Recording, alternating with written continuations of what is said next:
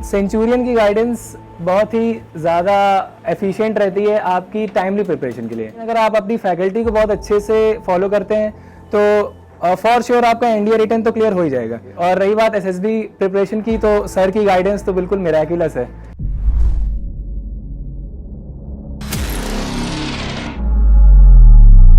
Good afternoon friends. अब कल result आ गया है, ज़्यादातर अब रिजल्ट्स आ ही गए हैं। अब आप लोग तो नेक्स्ट बैच के लिए हैं, इंडिया 151 के लिए, रिटर्न के लिए। तो सेंचुरियन की गाइडेंस बहुत ही ज़्यादा एफिशिएंट रहती है आपकी टाइमली प्रिपरेशन के लिए। जैसे कि एनडीए रिटर्न ऐसा नहीं है कि बहुत मुश्किल है और ऐसा भी नहीं है कि बहुत आसान है, लेकिन अगर आप अपनी फैकल्टी को बहुत अच्छे से फॉलो करते हैं तो फॉर श्योर आपका एनडीए रिटर्न तो क्लियर हो ही जाएगा। जैसे मैं अपनी एसएसबी से 28 को ही वापस आया था, 28 अगस्त को, लेकिन सितंबर 4 वाले एग्जाम को देने के बाद मेरे इस बार भी 500 प्लस मार्क्स हैं विदाउट प्रिपरेशन, क्योंकि मैंने यहाँ की फैकल्टी को बहुत अच्छे से फॉलो किया। और जैसे कि यूट्यूब वीडियोस भी हैं सेंचुरियन के, करंट अफेयर्स के आते रहते हैं, तो आप उनको भी फॉलो करिए, नोट्स बनाइए। तो ऐसा ही है, मतलब बहुत मुश्किल नहीं है, बहुत ईजी नहीं है। अगर आप सेल्फ डिसिप्लिन में रहते हैं तो आपकी सिलेक्शन से आपको कोई नहीं रोक सकता है। और डिमोटिवेट होने की जरूरत नहीं है, जैसे कई लोग का इस बार नहीं क्लियर हुआ होगा, कोई बात नहीं, हो जाता है। मैं भी पहली बार में स्क्रीन आउट हो गया था, लेकिन अगर डिमोटिवेट हो जाता तो आज यहाँ नहीं होता। तो डिमोटिवेट आपको नहीं होना है, आप फैकल्टी को फॉलो करिए। और रही बात एसएसबी प्रिपरेशन की, तो सर की गाइडेंस तो बिल्कुल मिराकुलस है। मतलब एसएसबी में ऐसा कुछ था ही नहीं जो ऐसा आया हो जो कि अनदेखा हो। मतलब सब कुछ ऐसा लग रहा था कि अभी बस केक वॉक है मेरे लिए।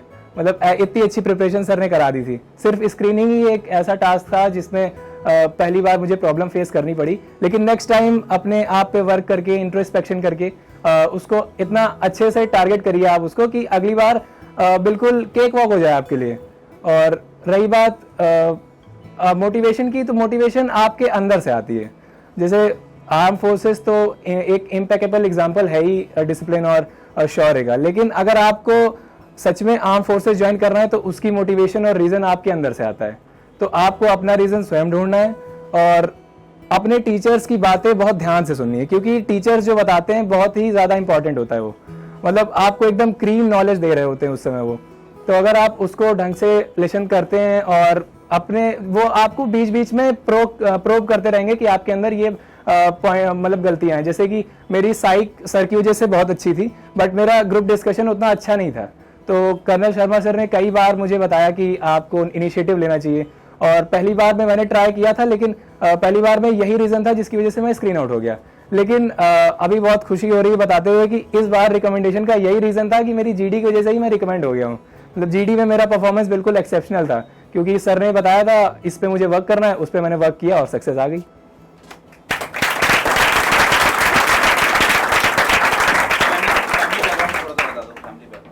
और रहने वाला मैं उन्नाव का हूँ। उन्नाव मेरा विलेज बजौरा है। तो मेरी स्कूलिंग यहाँ पर सेंट थॉमस कॉलेज से हुई है। मेरे फादर पुलिसमैन हैं और मम्मी होम मेकर हैं। No defence background? कोई दूर दूर तक कोई भी डिफेंस बैकग्राउंड नहीं है। मतलब जो भी मोटिवेशन है या तो मेरे अंदर से है या फिर मेरी फैमिली का सपोर्ट है। तो आपको ऐसा कुछ बायसनेस नहीं देखने को मिलती है एसएसबी बोर्ड में जो आप सोचते हो कि डिफेंस बैकग्राउंड ही होना चाहिए। कोई भी क्लियर कर सकता है, नो मैटर आप शहर से हो, आप गांव से हो, आप डिफेंस बैकग्राउंड से हो, आप सिविल बैकग्राउंड से हो, कोई मैटर नहीं करता। मैटर करता है कि आप कैसे हो। अगर आप अच्छे हो, अगर आपके अंदर ऑफिसर लाइक क्वालिटीज हैं, तो आप क्लियर करोगे, ये फॉर श्योर है। अब पहली बार में नहीं हो सकता तो अगली बार में हो जाएगा, लेकिन अगर आप कंटिन्यूअस एफर्ट्स करते रहते हो तो आप क्लियर ही करोगे उसको। मेरा एसएसबी प्रोसीजर स्टार्ट हुआ था 22 अगस्त को। तो फर्स्ट डे हमें 6 AM रिपोर्टिंग करनी थी देहरादून में। रिपोर्टिंग के टाइम पे बहुत सारे कैंडिडेट्स देख के कई बार लोग डर जाते हैं, जैसे कि मेरे में 188 कैंडिडेट्स आए हुए थे। फिर हमें ले गए अंदर और डॉक्यूमेंटेशन हुआ थोड़ा सा नॉर्मल सा। फिर उसके बाद एक ब्रेकफास्ट दिया गया हमें।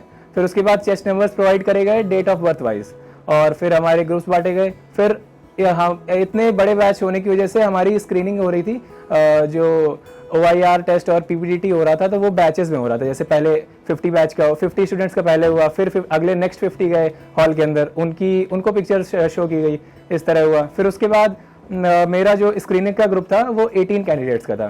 तो हमारे PPDT की पिक्चर काफ़ी हेजी सी आती है, तो आपको उसकी प्रैक्टिस सेंचुरियन में बहुत अच्छे से करा दी जाएगी।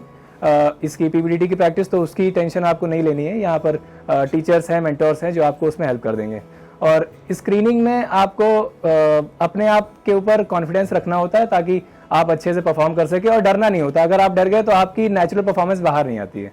स्क्रीनिंग के बाद रिजल्ट्स अनाउंस हो गए, तो रिजल्ट्स के टाइम पे तो काफ़ी कन्फ्यूजन रहती, लेकिन मुझे यह था कि इस बार मेरा हो जाएगा, क्योंकि जो भी गलतियां सर ने बताई थी पिछली बार के लिए, उस सब में मैं बहुत अच्छे से काम करके गया हुआ था और मेरा परफॉर्मेंस भी मेरे हिसाब से अच्छा था, तो मुझे लग रहा था कि मेरा हो जाएगा। फिर स्क्रीनिंग के बाद हमें नए चेस्ट नंबर्स अलॉट हुए, नए ग्रुप्स अलॉट हुए, तो मेरा टोटल 73 स्क्रीनिंग हुए थे आउट ऑफ 188, और जिसमें से 9 ग्रुप्स बने, पहला ग्रुप 10 का, बाकी सारे 9 के। तो मेरा चेस्ट नंबर 33 था, 9 कैंडिडेट्स थे। फिर हमें अपने अपने रूम्स अलॉट हो गए वहाँ पर। फिर उसके बाद हमें लंच मिला, और उसके बाद हमें 4 o'clock से दोबारा से साइक टेस्ट के लिए रेडी हो जाना था। साइक टेस्ट देने के बाद नेक्स्ट डे से मेरा जीटी था, GTO day 1 and day 2 consecutively. उसके बाद 4th डे मेरा फ्री था, क्योंकि मेरा चेस्ट नंबर 33 था और मेरा इंटरव्यू लास्ट डे शेड्यूल हुआ था कॉन्फ्रेंस के जस्ट पहले। तो कॉन्फ्रेंस के पहले मेरा इंटरव्यू हुआ, फिर उसके बाद कॉन्फ्रेंस हुई। कॉन्फ्रेंस के टाइम तक आपको होप नहीं हारनी है। जैसे कई बच्चे बीच में ही गिव अप कर लेते हैं, उनका एक टास्क खराब हो जाता है तो वो गिव अप कर देते हैं, तो आपको ऐसा नहीं करना है। अगर आप लास्ट तक लगे रहते हो तो बहुत हाई चांसेस हैं कि आप सेलेक्ट हो जाते हो। और कॉन्फ्रेंस के टाइम पे भी अपने आप को एकदम जेंटलमैन कैडेट प्रेजेंट करना है। ऐसा नहीं है कि आपका कोई टास्क खराब हो गया तो आप कॉन्फ्रेंस में कुछ भी पहन के चले जा रहे हो। अच्छे से रहना है। और कॉन्फ्रेंस के बाद हमें शाम के 5 बजे तक वेट कराया गया रिजल्ट्स के लिए। तब तक हम सब आपस में बैठ के बातें कर रहे थे कि कौन सेलेक्ट होगा कौन नहीं होगा, और उसके बाद रिजल्ट आया और सिलेक्ट हो गया मैं।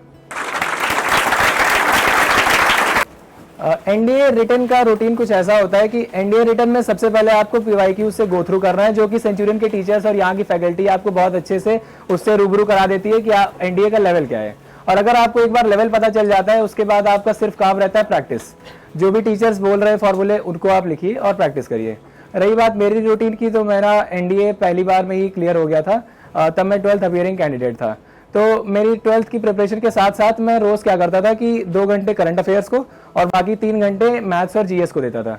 तो ऐसे क्या हुआ कि लगातार जब मेरी प्रिपरेशन क्लास 11 से ही शुरू थी, तो मुझे एनडीए के अटेम्प्ट में उतनी प्रॉब्लम नहीं हुई, और सेंचुरियन का भी सपोर्ट साथ में था। तो उस बार मेरा एनडीए रिटन क्लियर हो गया था, बट अनफॉर्चुनेटली एसएसबी में मैं स्क्रीन आउट हो गया था। सेकेंड अटेम्प्ट के लिए मैंने सेम रूटीन फॉलो किया, बट स्टडी आवर्स को और बढ़ा दिया, जिसकी वजह से मेरा स्कोर और बूस्ट हो गया है। और इस बार के लिए अब थर्ड अटेम्प्ट के लिए क्या है कि आप अगर 2 बार रिटन क्वालिफाई कर लेते हो तो ज़्यादा प्रॉब्लम नहीं होती है आपको लेवल देखने में, और क्वेश्चंस आपको देखे देखे से लगते हैं। इसलिए थर्ड अटेम्प्ट भी मेरा बहुत इजीली क्लियर हो गया था विदाउट मच एफर्ट्स। और रूटीन की बात है तो आपको रोज करनी पड़ाई। ऐसे नहीं है कि आप एक दिन में 10 घंटे पढ़ रहे हैं और उसके बाद पढ़ ही नहीं रहे हैं। मतलब रोज आप पढ़िए, चाहे आप 2 ही घंटे पढ़िए। मतलब मैं मान सकता हूँ कि आपका रूटीन बहुत टाइट होता होगा, या फिर स्कूलिंग है, कोचिंग है, या फिर कहीं कॉलेज जा रहे होंगे, तो आप नहीं पढ़ पा रहे हैं बहुत देर, लेकिन पढ़िए रोज। क्योंकि अगर आप एक दिन मान लीजिए पढ़ रहे हैं लेकिन उसको रिवाइज नहीं कर रहे हैं, तो फिर वाइप आउट हो जाता है। तो आपको उसको ब्रश अप करते रहना है। और नोट्स जरूर बनाइए। मतलब आप अगर फेयर कॉपी में नोट्स नहीं बना रहे हैं तो फिर वो यूजलेस है, क्योंकि आपने कोई चीज पढ़ी और आपको कुछ दिन तक याद है, उसके बाद आप भूल गए। तो आपको जब एग्जाम टाइम आएगा तो आपको ऐसा तो लगेगा कि क्वेश्चन देखा है, बट उसका कॉन्सेप्ट नहीं चमकेगा। तो उसके लिए आपको नोट्स लगाते रहना। और एक और मेरी एडवाइस है, पर्सनल एडवाइस, कि आप रेगुलर मॉक टेस्ट देते रहिए। मॉक टेस्ट से क्या होता है कि आपको एक एग्जाम गिविंग हैबिट बन जाती है कि आप जैसे मॉक टेस्ट देते रहते हैं तो आपको ये रहता है कि हाँ, इतने टाइम तक मेरा ब्रेन एक्टिव रहेगा। क्योंकि आप प्रैक्टिस तो कर रहे हो, लेकिन जब आप एग्जाम देने जाते हो तो आप मेंटली एग्जॉस्ट हो जाते हो। तो मान लो आपका स्कोर आना चाहिए था 500, लेकिन आप इतना ज्यादा मेंटली एग्जॉस्ट हो गए कि आपका 50 से स्कोर डिक्रीज हो गया, आपका 450 ही आया। तो ये फिर नेगेटिव पॉइंट है ना। तो आप जितना कर सकते हो उतना तो बेस्ट करिए ही करिए। उसके बाद भी हो जाता है तब तो बहुत ही अच्छा है। और मुश्किल, सबसे पहले तो आपको लेवल गो थ्रू करना है, जो कि आप मॉक टेस्ट और सेंचुरियन की हेल्प से आसानी से कर सकते हैं। और प्रैक्टिस तो इंपॉर्टेंट है ही। और most important thing is discipline. अगर आप डिसिप्लिन से उतने ही टाइम के लिए रोज पढ़ाई करते हैं तो बहुत अच्छा है। अगर नहीं कर पा रहे हैं तो कोशिश करिए कि करें। ऐसा नहीं है कि हफ्ते में एक ही दिन कर रहे हैं 10 घंटे और बाकी टाइम पे रेस्ट कर रहे हैं, तो ऐसा नहीं हो पाएगा। आपको रोज लगे रहना है, क्योंकि आर्मी एक या फिर आर्म फोर्सेज ऐसी है कि वो आपसे डिसिप्लिन मांगती है। अगर आप डिसिप्लिन नहीं है तो आपकी एक OLQ भी यहाँ पर माइनस हो रही है। अगर आप डिसिप्लिन में रहते हैं तो ये आपको SSB में भी बहुत हेल्प करेगा, क्योंकि इंटरव्यू में भी OLQ चेक की जाती है। तो वहां पर आप एक पोटेंशियल कैंडिडेट की तरह दिखाई देंगे अगर आप अभी से डिसिप्लिन रहते हैं तो। स्टूडेंट्स की तरह जुनून रखते हैं कंधों पर सितारे पहनने का। इस 2023 बदले अपने जुनून को सफलता में।